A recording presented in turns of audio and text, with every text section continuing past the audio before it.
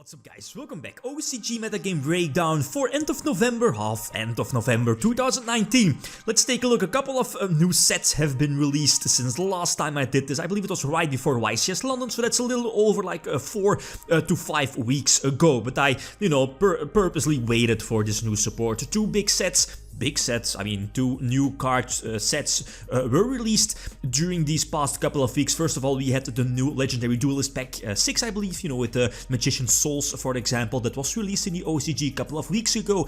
And this most notable series or card set that was released past weekend being Link Vrains Pack 3. So let's take a look how much of an impact that already had during its first weekend. This is the breakdown from a couple of weeks ago. Keep in mind a couple of things. Look at Orchid sitting about 18%. Keep in mind of that particular number. Also for Danger Dark World, as you know, the deck is quite still at full force in OCG land, being that, they still have Gumlaw, right? A very important tutor to the Danger strategy. Same for Dark Worlds as well. Keep in mind of the number of Salomon grades as well. And last but not least, look at the Mythical Beast and Demon percentage, almost 7%. So that's quite low, but as you will be seeing within the next couple of weeks, this weekend as well, it's definitely on the rise for a couple of reasons. One decklist from that particular analysis is this one, and it might have been a fad back then, but it's this particular Orcus list is main decking the, can I call it the new Performapal card? I believe it's called Performapal Pop-Up. That is quite similar to Graceful Charity, except not really, is that it lets you discard, I believe, up to 3 cards, and then you draw the same number of cards from your deck. So basically, I mean, I don't need to explain the card. In an Orcus deck, discard and set up your Orcus engine. So that's quite interesting, but we haven't seen it again during these past weeks. So like early November, this was quite cute of a deck in Orcus list. So quite interesting if the TCG is going to try that out and going to adapt. Another thing here is something to keep in mind for upcoming lists and upcoming analysis from like past weekend as well, is the addition to a lot of decks are main decking 2 or 3, most of the time 3 Call by the Grave and 3 of the Nobleman, the new Nobleman that also basically shuts down your opponent's hand traps.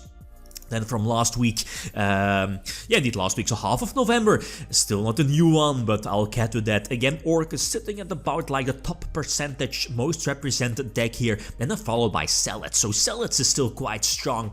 Keep in mind that particular number of 15%, and then the other decks, Thunder, Altergeist, etc. Spirals as well, but the thing here is, and Sky Strikers as well, and I'll show like a Sky Striker list within the next couple of minutes, but both decks, I feel they're definitely underperforming. Same for Spirals, as you know, like Spirals is almost at full force in the OCG, but the thing is that, like DD Crow is a huge card against the deck. And a lot of people are main decking DD Crow.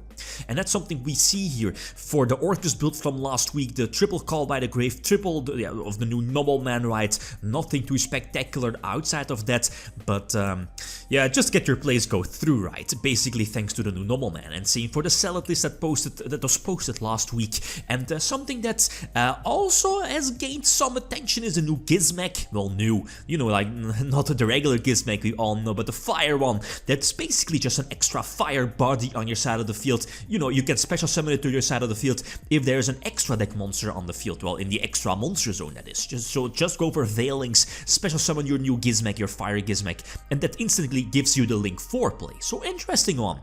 And let's not forget, it has some cool, like disruption abilities, and it's finding its way to stun builds, or in stun builds also. And look at the triple Call by the Grave and triple Nobleman. Something to, keep in mind, right? And speaking of DD Crow that I mentioned earlier, this particular Altergeist list again quite strong. Altergeist is still going good in the OCG with double 1-for-1 and DD Crow, just because it's so strong against a lot of, like OCG decks. Then from past weekends, this is the new Metagame Breakdown, the pie chart with, you know, like post-Link Vrains Spec 3, about like 40 to 50 deck lists, if I'm not mistaken, and as we have seen here, Orcust still sitting at, you know, 18 to 19%, so pretty much the same numbers as the couple of past analysis or breakdowns. And then, as I mentioned before, Salads still, well, basically on the rise, but, well, you know, solid second place here. And then here we have it, Mythical Beast Endymion. That's an interesting one. You know, with the release of Selene as well, the deck is quite strong, and you know, the deck has a lot of options as the build. You see here that Road of the King posted up, and as soon as I saw the list, I was like, oh right, they do have, they still have Chicken Game. Chicken Game is, for whatever reason, still at 3 in the OCG. Same for Triple Upstart Goblin, Triple Pot of Desire, yeah, Pot of Desires. I mean, the deck is quite strong in OCG land, something not to underestimate, right? And with the addition of the new Selene monster, that just makes your pure Endymion deck much better. The fact that you can special summon your Endymion monsters, well, your, you know, your big beat sticks, your negation monsters from both the graveyard and your hand is just so fantastic for more negations, and you can use it during your opponent's turn. So again, quite solid. Definitely interesting to see how that is going to impact for the TCG as well by the time you're getting this new card also. Anywho, Orcust as well, and I'm looking at Olion as well, and I was like, alright, we are going to get needle fiber ourselves here in the TCG. And of course, the thing here is a couple of things from Link Vrains Spec 3 caught my attention as well. The two notables, most notable links, I think, from the Link Vrains Spec 3 being the Union carrier, you know, like the ABC link, I guess, even though it's not really focused on ABC monsters, but the Union link, definitely one of the best ones from Link Vrains Spec 3, next to the Anaconda, the Predapant link. You know, that basically that's your fusion summon from the deck, and both new link monsters are very easy to make, so you can just slap them into your Orcust deck. And well, I'm looking at instant fusion, I'm looking at Winda, and I'm looking at the new Anaconda, the new Predapant link, and we all know the shenanigans and crazy combination you can do of ending with Winda in Orcust and then just protect your Winda's destruction due to instant fusion in the end phase. Quite ridiculous to put your opponent under the Winda lock, even, well, it's searchable, right? Directly searchable off of your link too. So quite degenerate, I think. And then of course the Union carrier as well, basically just an extra link to Foolish Burial monster, I guess, indirectly or directly equip something from your deck, preferably an Orcust monster to another monster on your side of the field, link away, so you can go for your Orcust engine. That's not really new, as you know, like from previous videos popped up on YouTube also. So the two most notable links here.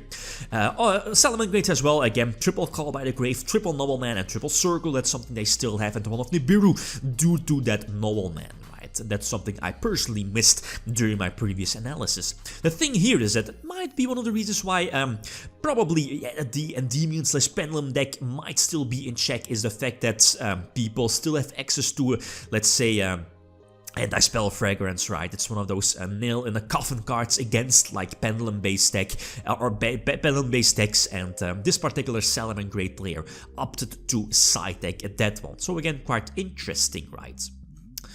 Anyway, so that's pretty much Salads. We already discussed like the Endymion list, and last but not least we have Dragonlink. Dragonlink as well with Needle Fiber. Again, one of the reasons why Dragonlink is basically underperforming in the TCG is that the OCG still has, well, the OCG has Needle Fiber, right? I don't need to explain that. OCG still has Needle Fiber. The OCG also has access to Gumblar, not to forget, quite of an important card in this whole process, in the whole engine, and put your opponent a couple of cards behind, right? Not to forget. So, but again, by the time we are getting Needle Fiber, this deck will definitely get a boost. So yeah, let's see how that is going to develop again, right? By the time you're getting that Maxi. Or yeah, you know, like Needle Fiber. And speaking of Maxi, maybe you're getting that back as well. Two new decks, or two other decks that I haven't discussed yet. The Sky Striker. As you know, Sky Striker also got a new link too. It's cool, but it's not really like the big boss monster tutor. It's just extra removal, I guess, to get rid of your opponent's pesky floodgate monsters. And well, the main deck of Rose, I believe it's just fine as a one-off, right? But yeah, Sky Strikers I feel is underperforming. A couple of reasons. Well, one of them is Harpy's Feather Duster. Probably they still have it legal in the OCG.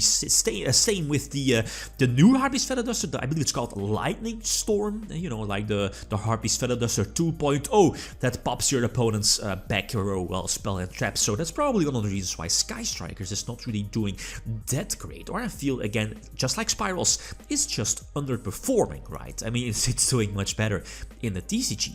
And last but not least, we have Dragon Mates as well. This is one of the lists that was posted up on one of the Reddit,